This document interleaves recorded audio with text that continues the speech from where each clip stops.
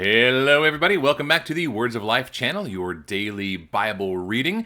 Today is day 143, and we are reading 2 Kings chapters 4, 5, and 6, followed by Matthew chapter 12. Let's hop right in. The book of 2 Kings chapter 4. Now the wife of one of the sons of the prophets cried to Elisha, "Your servant, my husband, is dead, and you know that your servant feared the Lord, but the creditor has come to take my 2 children to be his slaves." And Elisha said to her, "What shall I do for you? Tell me, what have you in the house?" And she said, "Your servant has nothing in the house except a jar of oil."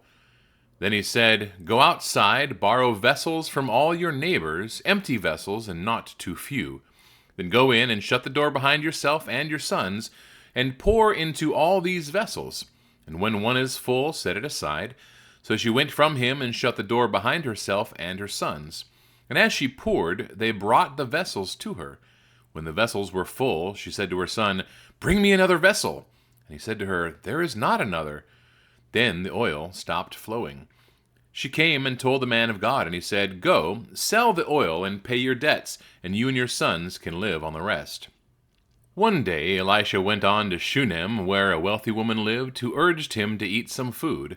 So whenever he passed that way, he would turn in there to eat food. And she said to her husband, "Behold now, I know that this is a holy man of God who is continually passing our way. Let us make a small room on the roof with walls, and put there for him a bed, a table, a chair, and a lamp, so that whenever he comes to us, he can go in there." One day he came there, and he turned into the chamber and rested there. And he said to Gehazi his servant, "Call this Shunammite." When he had called her, she stood before him. And he said to him, "Say now to her, See, you have taken all this trouble for us. What is to be done for you? Would you have a word spoken on your behalf to the king or to the commander of the army?" She answered, "I dwell among my own people." Then he said, "What then is to be done for her?" Gehazi answered, "Well, she has no son, and her husband is old." He said, "Call her." And when he had called her, she stood in the doorway. And he said, "At this season, about this time next year, you shall embrace a son." And she said, "No, my lord, O man of God, do not lie to your servant." But the woman conceived, and she bore a son about that time the following spring, as Elisha had said to her. When the child had grown, he went out one day to his father among the reapers. And he said to his father, "Oh, my head, my head!" The father said to his servant, "Carry him to his mother." And when he had lifted him and brought him to his mother, the child sat on her lap till noon, and then he died.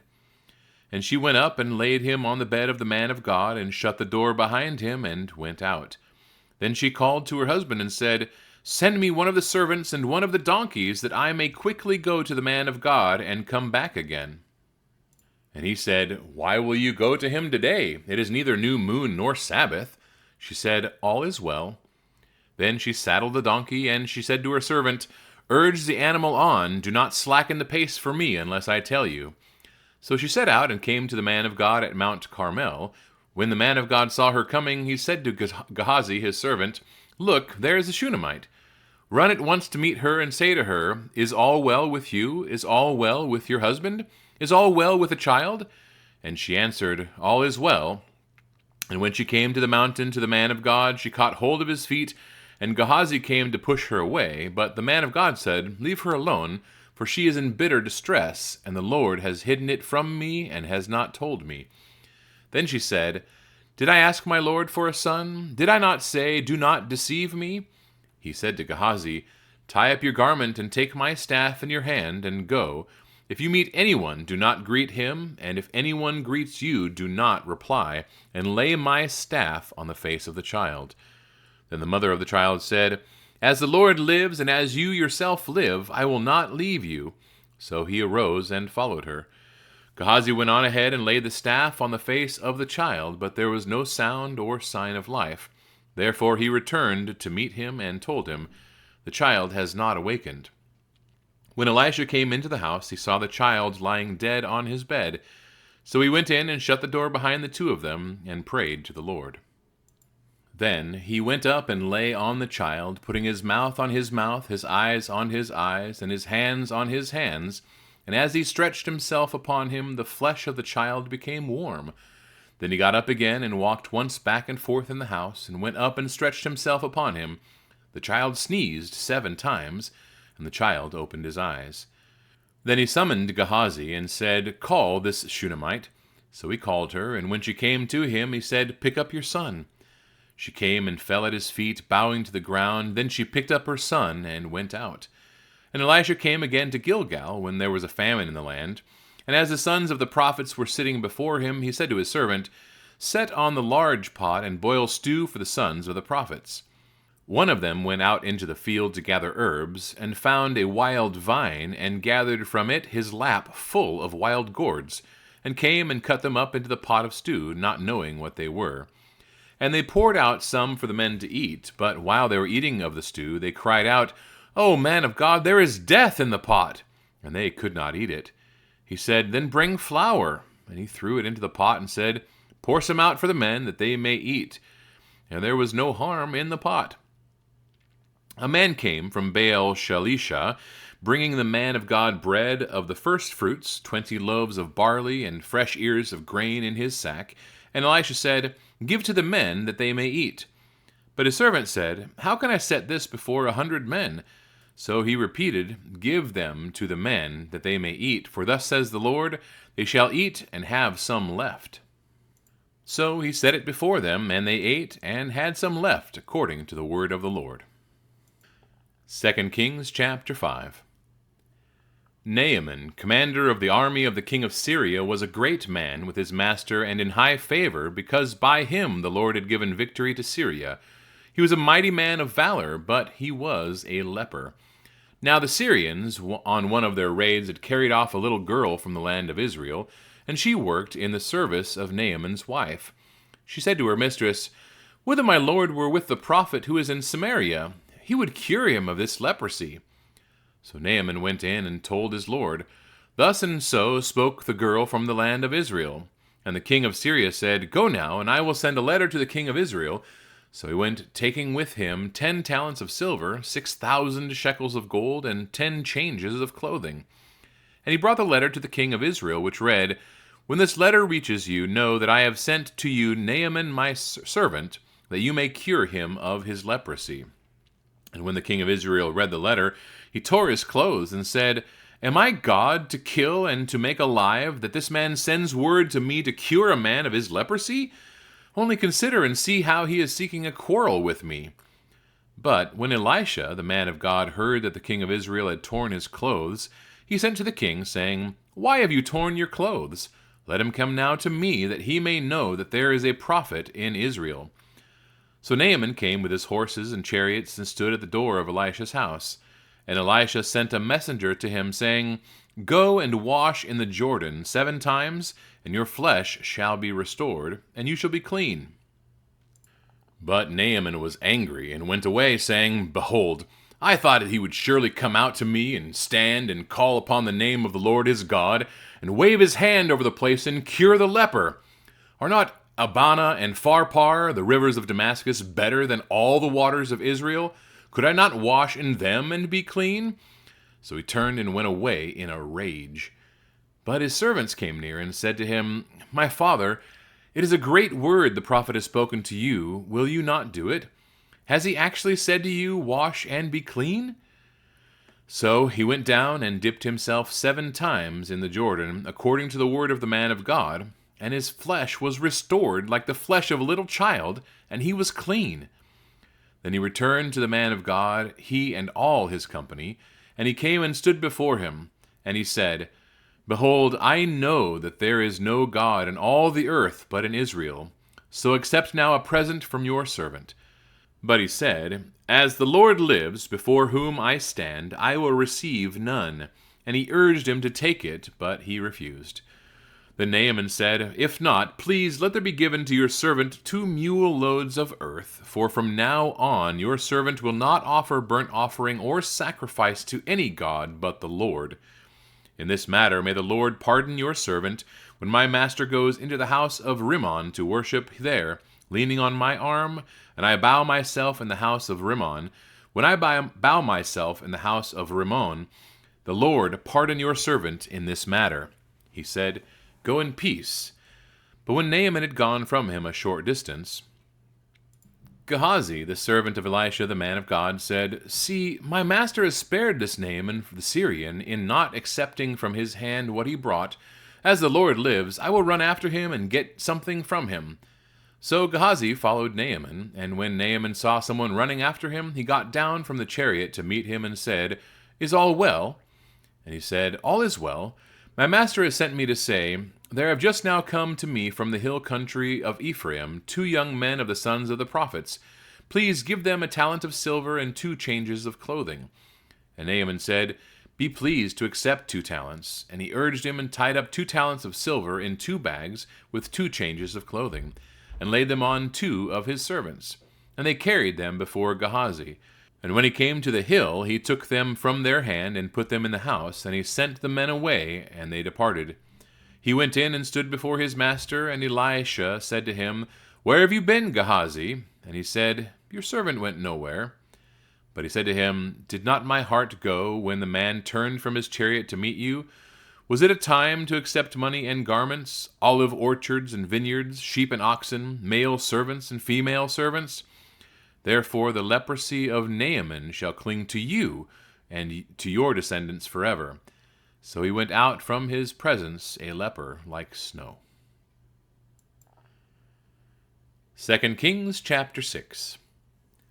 Now the sons of the prophets said to Elisha, "See, the place where we dwell under your charge is too small for us. Let us go to the Jordan, and each of us get there a log, and let us make a place for us to dwell there." And he answered, "Go." Then one of them said, "Be pleased to go with your servants." And he answered, "I will go." So he went with them, and when they came to the Jordan, they cut down trees. But as one was felling a log, his axe head fell into the water, and he cried out, "Alas, my master, it was borrowed!" Then the man of God said, "Where did it fall?" Then when he showed him the place, he cut off a stick and threw it in there and made the iron float. And he said, "Take it up." So he reached out his hand and took it. Once, when the king of Syria was warring against Israel, he took counsel with his servants, saying, "At such and such a place shall be my camp." But the man of God sent word to the king of Israel, "Beware that you do not pass this place, for the Syrians are going down there." And the king of Israel sent to the place about which the man of God told him. Thus he used to warn him, so that he saved himself there more than once or twice. And the mind of the king of Syria was greatly troubled because of this thing, and he called his servants and said to them, "Will you not show me who of us is for the king of Israel?" And one of his servants said, "None, my lord, O king, but Elisha the prophet who is in Israel tells the king of Israel the words that you speak in your bedroom." And he said, "Go and see where he is, that I may send and seize him." It was told him, "Behold, he is in Dothan." So he sent there horses and chariots and a great army, and they came by night and surrounded the city. When the servant of the man of God rose early in the morning and went out, behold, an army with horses and chariots was all around the city. And the servant said, "Alas, my master, what shall we do?" He said, "Do not be afraid, for those who are with us are more than those who are with them." Then Elisha prayed and said, "O Lord, please open his eyes that he may see." So the Lord opened the eyes of the young man, and he saw. And behold, the mountain was full of horses and chariots of fire all around Elisha.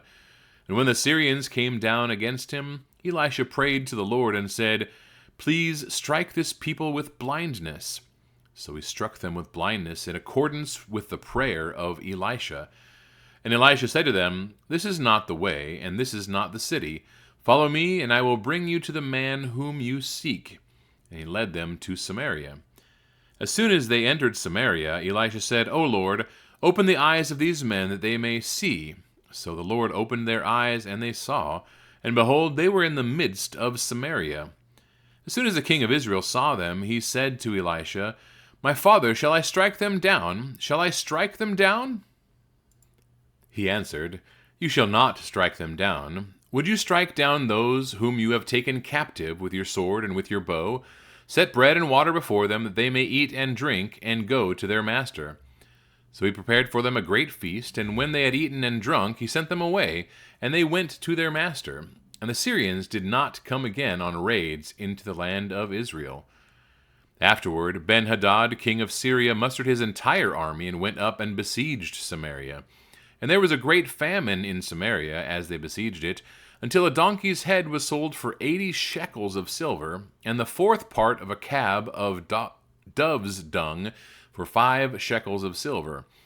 Now as the king of Israel was passing by on the wall, a woman cried out to him, saying, "Help, my lord, O king!" And he said, "If the Lord will not help you, how shall I help you? From the threshing floor or from the winepress?" And the king asked her, "What is your trouble?" She answered, "This woman said to me, 'Give your son, that we may eat him today, and we will eat my son tomorrow.' So we boiled my son and ate him, and on the next day I said to her, 'Give your son, that we may eat him.' But she has hidden her son." When the king heard the words of the woman, he tore his clothes. Now he was passing by on the wall, and the people looked, and behold, he had sackcloth beneath on his body. And he said, "May God do so to me and more also, if the head of Elisha the son of Shaphat remains on his shoulders today." Elisha was sitting in his house, and the elders were sitting with him. Now the king had dispatched a man from his presence, but before the messenger arrived, Elisha said to the others, "Do you see how this murderer has sent to take off my head? Look, when the messenger comes, shut the door and hold the door fast against him. Is not the sound of his master's feet behind him?" And while he was still speaking with them, the messenger came down to him and said, "This trouble is from the Lord. Why should I wait for the Lord any longer?" The book of Matthew, chapter 12. At that time, Jesus went through the grain fields on the Sabbath. His disciples were hungry, and they began to pluck heads of grain and to eat. But when the Pharisees saw it, they said to him, "Look, your disciples are doing what is not lawful to do on the Sabbath." He said to them, "Have you not read what David did when he was hungry, and those who were with him? How he entered the house of God and ate the bread of the presence, which it was not lawful for him to eat, nor for those who were with him, but only for the priests? Or have you not read in the law how on the Sabbath the priests in the temple profane the Sabbath and are guiltless?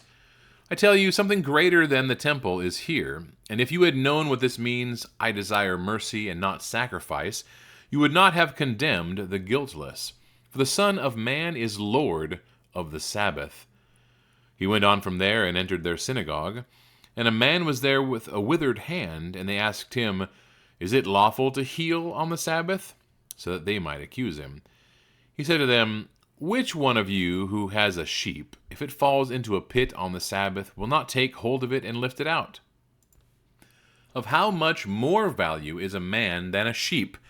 So it is lawful to do good on the Sabbath." Then he said to the man, "Stretch out your hand." And the man stretched it out, and it was restored, healthy like the other. But the Pharisees went out and conspired against him, how to destroy him. Jesus, aware of this, withdrew from there, and many followed him, and he healed them all, and ordered them not to make him known. This was to fulfill what was spoken by the prophet Isaiah. "Behold, my servant whom I have chosen, my beloved, with whom my soul is well pleased. I will put my spirit upon him, and he will proclaim justice to the Gentiles. He will not quarrel or cry aloud, nor will anyone hear his voice in the streets. A bruised reed he will not break, and a smoldering wick he will not quench, until he brings justice to victory, and his name the Gentiles will hope." Then a demon-oppressed man who was blind and mute was brought to him, and he healed him, so that the man spoke and saw. And all the people were amazed and said, "Can this be the son of David?" But when the Pharisees heard it, they said, "It is only Beelzebub, the prince of demons, that this man casts out demons." Knowing their thoughts, he said to them, "Every kingdom divided against itself is laid waste, and no city or house divided against itself will stand. And if Satan casts out Satan, he is divided against himself. How then will his kingdom stand?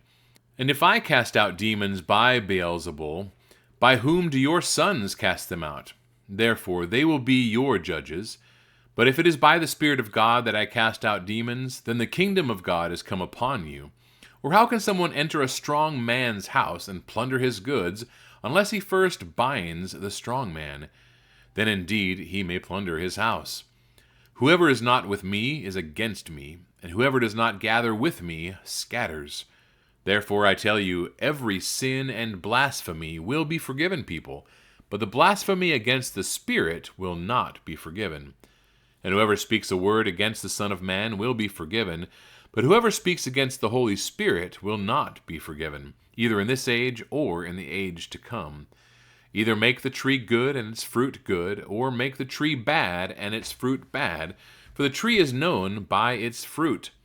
You brood of vipers, how can you speak good when you are evil? For out of the abundance of the heart the mouth speaks.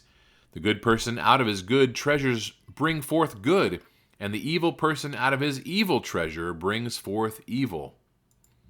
I tell you, on the day of judgment people will give account for every careless word they speak, for by your words you will be justified, and by your words you will be condemned.